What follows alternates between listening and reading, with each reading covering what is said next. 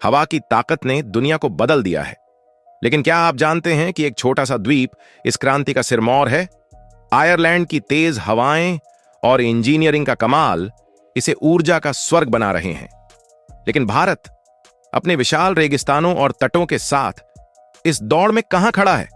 आइए हवा की इस अनोखी कहानी में गोता लगाएं, जहां तकनीक और प्रकृति मिलकर भविष्य लिख रहे हैं। लेकिन वीडियो में आगे बढ़ने से पहले एक छोटी सी रिक्वेस्ट की। अगर आप हमारे चैनल पर पहली बार आए तो प्लीज इसे सब्सक्राइब जरूर कर लीजिए, और अगर वीडियो पसंद आए तो उसे लाइक करना मत भूलिएगा। विश्व के पवन मानचित्र से पता चलता है कि हवा की गति और शक्ति ऊर्जा उत्पादन के लिए कितनी महत्वपूर्ण है। अमेरिका के मध्य मैदानों में तेज हवाएं इस क्षेत्र को विंड एनर्जी का केंद्र बनाती हैं। लेकिन एक छोटा सा द्वीप आयरलैंड औसत पवन गति में सबसे ऊपर है। इसे विंड एनर्जी का स्वर्ग कहा जाता है, क्योंकि यहां की हवाएं इतनी शक्तिशाली हैं कि एक बड़े तूफान में विंड एनर्जी ने पूरे देश को 3 घंटे तक बिजली दी। आयरलैंड में अक्सर विंड एनर्जी दिन भर की बिजली की मांग का बड़ा हिस्सा पूरा करती है। यह प्राकृतिक संसाधन आयरलैंड के भविष्य को बदल सकता है, लेकिन विंड एनर्जी को ग्रिड में एकीकृत करना आसान नहीं। एक छोटे अलग थलग द्वीप के लिए ये चुनौतियां और भी जटिल हैं। अगर विंड टर्बाइन्स को ठीक से प्रबंधित न किया जाए तो ग्रिड अस्थिर हो सकता है। ग्रिड स्थिरता और ऊर्जा भंडारण की समस्याएं इसे जटिल बनाती हैं। इसे समझने के लिए विंड टर्बाइन्स की इंजीनियरिंग को गहराई से देखना होगा।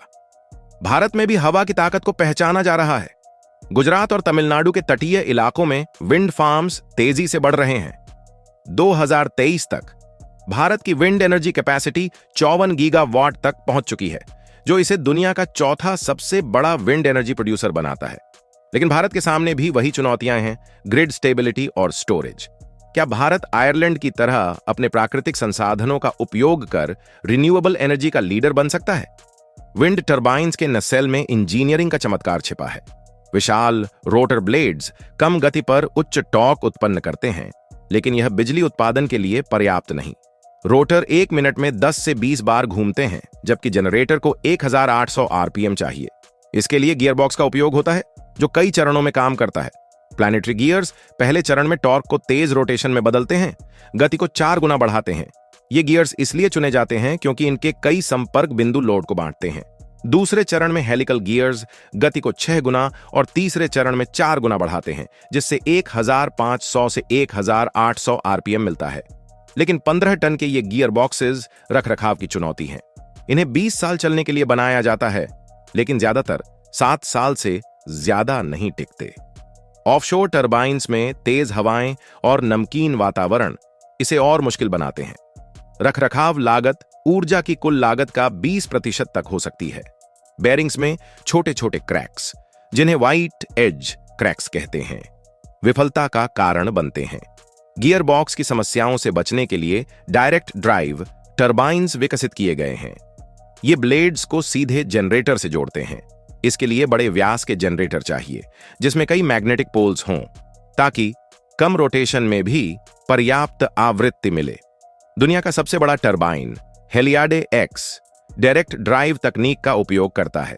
इसका रोटर डिस्क 10 मीटर चौड़ा है, जिसमें 200 पोल्स हैं, और यह 2500 टन का है। लेकिन इसके लिए नियोडिमियम और डिस्प्रोसियम जैसे रेयर अर्थ मेटल्स चाहिए, जिनका 90% उत्पादन चीन नियंत्रित करता है। सामग्री की कीमतों में उतार चढ़ाव डायरेक्ट ड्राइव टर्बाइन्स को जोखिम भरा बनाता है। आयरलैंड ने गॉलवे वाइंड पार्क में इन टर्बाइन्स का परीक्षण शुरू किया है। इनके विशाल ब्लेड्स को परिवहन के लिए सड़कों को संशोधित करना पड़ा। भारत का कोण, भारत भी डायरेक्ट ड्राइव टर्बाइन्स की ओर कदम बढ़ा रहा है। तमिलनाडु में ऑफशोर वाइंड प्रोजेक्ट्स की योजना बन रही है, और आयजरो जैसे संगठन रेयर अर्थ मटेरियल्स के स्वदेशी विकल्प पर काम कर रहे हैं। अगर भारत इन तकनीकों को अपनाए तो चाइना पर निर्भरता कम हो सकती है। क्या भारत का मेक इन इंडिया इस क्षेत्र में गेम चेंजर बन सकता है? विंड टर्बाइन्स की बिजली को ग्रिड की आवृत्ति 60 हर्ट्ज या 50 हर्ट्ज से मिलाना एक और चुनौती है। हवा की गति बदलने से जनरेटर की आवृत्ति बदलती है, जो ग्रिड में अस्थिरता ला सकती है। ग्रिड आवृत्ति का प्रबंधन 24 घंटे 7 दिनों का काम है। उदाहरण के लिए यूके में ऑपरेटरों को टीवी शो के विज्ञापन ब्रेक के दौरान बिजली की मांग बढ़ने की तैयारी करनी पड़ती थी। 2021 में टेक्सास के ठंडे तूफान में ग्रिड 59 हर्ट्ज तक गिर गया, जो ब्लैकआउट का खतरा था। लोग विंड टर्बाइंस को दोष देते हैं, लेकिन प्राकृतिक गैस स्टेशन भी विफल हुए थे। टेक्सास का ग्रिड अलग थलग है जैसे आयरलैंड का, और इसमें विंड एनर्जी का बड़ा हिस्सा है। विंड टर्बाइंस गैर सिंक्रोनस होते हैं, इसलिए ग्रिड आवृत्ति को बढ़ाने में मदद नहीं कर सकते। इसके लिए अतिरिक्त बुनियादी ढांचा चाहिए। वेरिएबल स्पीड टर्बाइंस ने इस समस्या को कुछ हल किया। ब्लेड्स को हब से जोड़ने वाले बेरिंग्स एंगल ऑफ अटैक को बदलते हैं, जिससे गति नियंत्रित होती है, लेकिन इससे जनरेटर की आवृत्ति बदलती है, जिसे ग्रिड से जोड़ने के लिए इन्वर्टर्स चाहिए। पहला इन्वर्टर एसी को डीसी में और दूसरा डीसी को सही आवृत्ति के एसी में बदलता है। इससे बिजली का कुछ नुकसान होता है और टरबाइन का इनर्शिया ग्रिड को स्थिरता नहीं दे पाता। पारंपरिक स्टीम टरबाइन्स ग्रिड को इनर्शिया देते हैं, जो अचानक लोड को संभालता है। विंड और सोलर में यह कमी है। आयरलैंड ने इस समस्या का अनोखा हल निकाला। 2023 में एक पुराने कोल प्लांट में दुनिया का सबसे बड़ा फ्लाई व्हील स्थापित किया गया। 1200 टन का यह स्टील शाफ्ट 3000 आरपीएम पर घूमता है और वैक्यूम में काम करता है ताकि घर्षण से नुकसान न हो। यह 50 हर्ट्ज से बिजली देता है, जो ग्रिड के लिए सटीक है।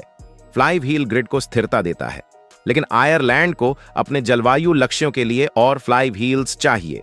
आयरलैंड का अलग थलग ग्रिड इसे और जटिल बनाता है। ऊर्जा व्यापार ग्रिड को स्थिर करता है। आयरलैंड फ्रांस के साथ 700 मेगावाट का इंटरकनेक्शन बना रहा है, जो इसके 4000 मेगावाट की मांग का 17.5% पूरा कर सकता है। ऊर्जा भंडारण भी एक बड़ी चुनौती है। आयरलैंड के पास 1 गीगावाट घंटा भंडारण है, जो अपर्याप्त है। सरकार ने नेशनल हाइड्रोजन प्लान बनाया, जिसका लक्ष्य आयरलैंड को यूरोप का प्रमुख ग्रीन हाइड्रोजन प्रोड्यूसर बनाना है। प्रचुर ताजा पानी, शिपिंग रूट्स पर रणनीतिक स्थिति और विमानन हब होने से आयरलैंड इसके लिए उपयुक्त है। हाइड्रोजन, अमोनिया और सिंथेटिक हाइड्रोकार्बन्स जैसे ईंधन परिवहन को डीकार्बनाइज कर सकते हैं। आयरलैंड अतिरिक्त विंड एनर्जी से इलेक्ट्रोलाइसिस के जरिए हाइड्रोजन बनाना चाहता है। 2050 तक 39 टेरावाट घंटा उत्पादन का लक्ष्य है। यह ऊर्जा भंडारण, परिवहन, ईंधन और औद्योगिक हीटिंग में उपयोग होगा। ईयू के 2050 नेट जीरो लक्ष्य और महंगे फॉसिल फ्यूल आयात आयरलैंड को इस दिशा में धकेल रहे हैं। भारत भी हाइड्रोजन इकोनॉमी की दिशा में कदम उठा रहा है। नेशनल हाइड्रोजन मिशन 2030 तक 5 million ton green hydrogen production का लक्ष्य रखता है। राजस्थान और गुजरात के सौर और पवन ऊर्जा संसाधन इसे संभव बना सकते हैं। आयरलैंड की तरह भारत भी अपनी भौगोलिक स्थिति का लाभ उठाकर रिन्यूएबल एनर्जी एक्सपोर्टर बन सकता है। लेकिन क्या भारत ग्रिड स्टेबिलिटी और स्टोरेज की चुनौतियों को आयरलैंड की तरह क्रिएटिव सॉल्यूशन से हल कर पाएगा? विंड और ताजा पानी आयरलैंड को ऊर्जा संपन्न देश बना सकते हैं। ऊर्जा व्यापार का स्वरूप बदल रहा है। तेल के बैरल से बैटरी में संग्रहित इलेक्ट्रॉन तक। निजी बैटरी इकाइयां सस्ती बिजली खरीदती है जब हवाएं तेज होती हैं और महंगी बेचती हैं। एल्गोरिदम मौसम और खपत डेटा का विश्लेषण करते हैं। भारत में भी ऐसी तकनीकों की जरूरत है। गुजरात और राजस्थान के रेगिस्तान, तमिलनाडु और आंध्र प्रदेश के तट रिन्यूएबल एनर्जी के पावर हाउस बन सकते हैं। आयरलैंड के मॉडल से सीखकर भारत अपनी प्राकृतिक संपदा को भविष्य की ऊर्जा में बदल सकता है। हवा की ताकत सिर्फ बिजली नहीं, बल्कि एक नए युग की शुरुआत है। भारत इस क्रांति में अग्रणी बनने को तैयार है। दोस्तों, उम्मीद करते हैं आपको हमारा आज का यह वीडियो पसंद आया होगा। वीडियो अच्छा लगा हो तो प्लीज इसे लाइक करना मत भूलिएगा, और अगर आप हमारे चैनल पर पहली बार आए हैं तो प्लीज इसे सब्सक्राइब जरूर कर लीजिएगा।